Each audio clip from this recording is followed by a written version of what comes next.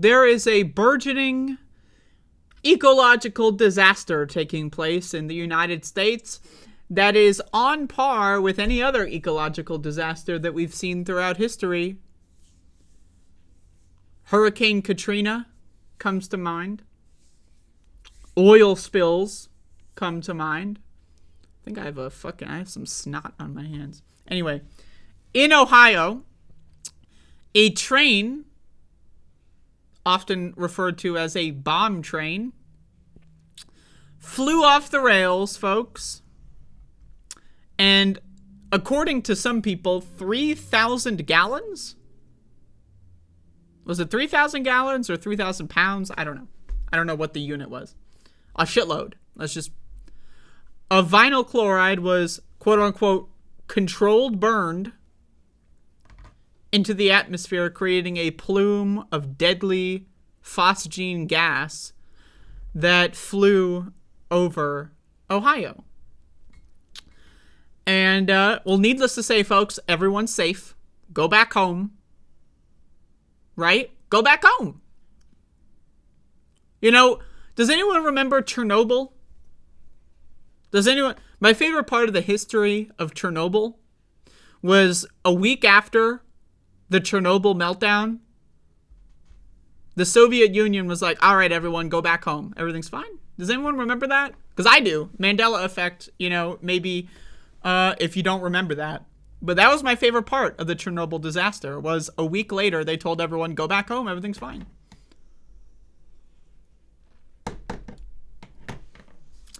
And now we have new information. 3 additional chemicals discovered on East Palestine train derailment.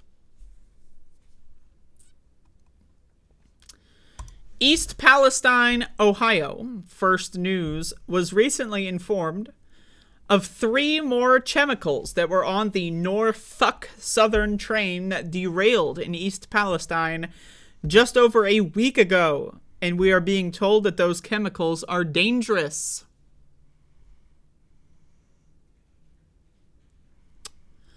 We basically nuked a town with chemicals so we could get a railroad open, said Sil Sagiano, a hazardous materials specialist. The U.S. EPA sent a letter to Norfolk Southern stating that the ethylene glycol monobutyl ether ethyl hexyl acrylate and isobutylene were also in the rail cars that were derailed, breached, and or on fire. I love this part, by the way. Derailed, comma, breached, and or on fire. And or on fire. Just on fire. It was derailed. Some would say breached. And or on fire. That's awesome. That's so good.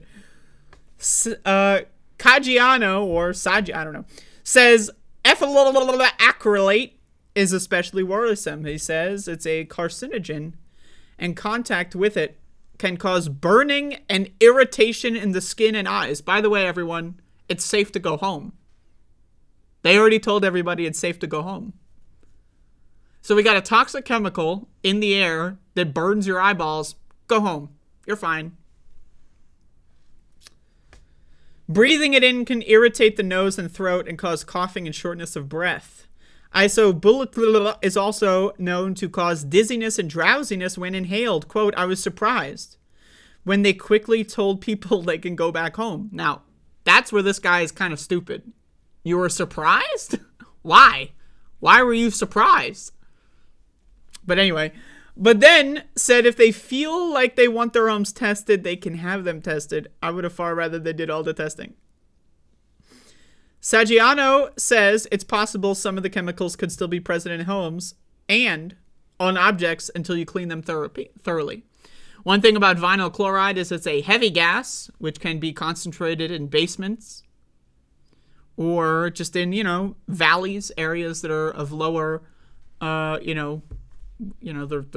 I don't know what the fuck. But basements are the most likely thing. Isn't this, this is crazy shit. I love this shit, man. I really do. Like, you can go home, and if you want them to test your house, they can. Okay, so they're going to test your house. Then what? Then what happens? Okay, so the government comes in, tests your house. Ding, ding. It's got everything that's bad here. Now what? Are they going to pay to clean it? Are they going to pay to suck out all the toxic gas? And if so, here's a question. Where are they going to put it? Okay? Like, this isn't a situation where you just leave the windows open and air the house out. Like, what the fuck? They're going to come in and test your house if you want them to. And of course, they're downplaying the tragedy so that people don't even know that they need to do that.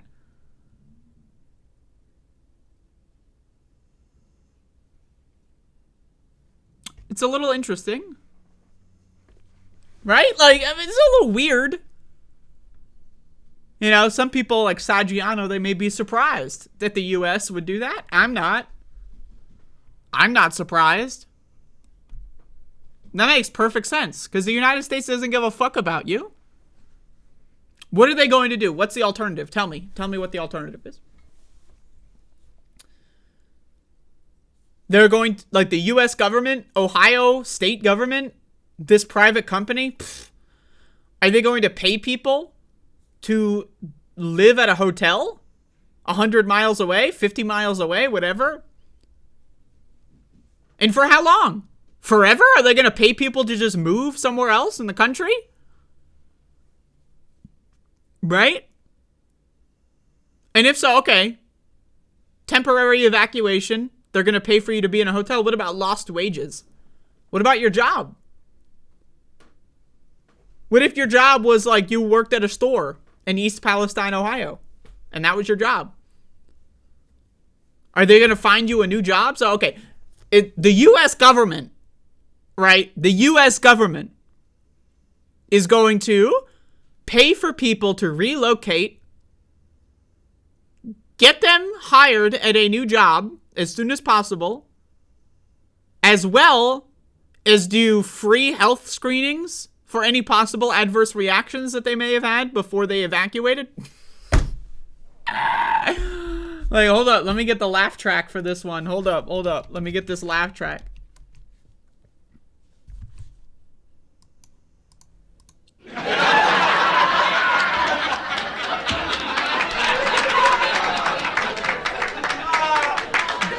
I mean, is it a surprise that they're telling people to go home? What's the alternative? I mean, I just gave her the alternative, but of course the U.S. government wouldn't do that because the U.S. government, do I think that the U.S. government actively wants to kill people? Well, yes, I do. But even if you don't buy that, they actively, when an opportunity arises for people to be killed, they look the other way. So even if you don't believe that the U.S. government goes out of its way to facilitate the mass murder of people, I believe they do. But if that's too extreme for you, if that's too far-fetched, at the very least, it's murder via negligence.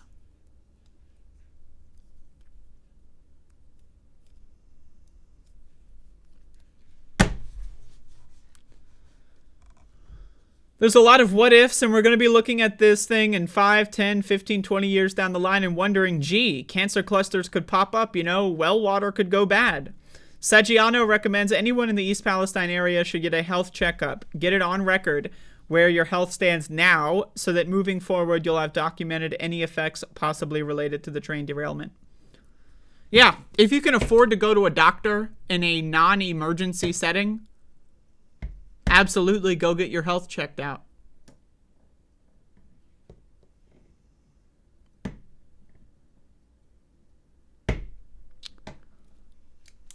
I mean, That shit's crazy. I don't even know.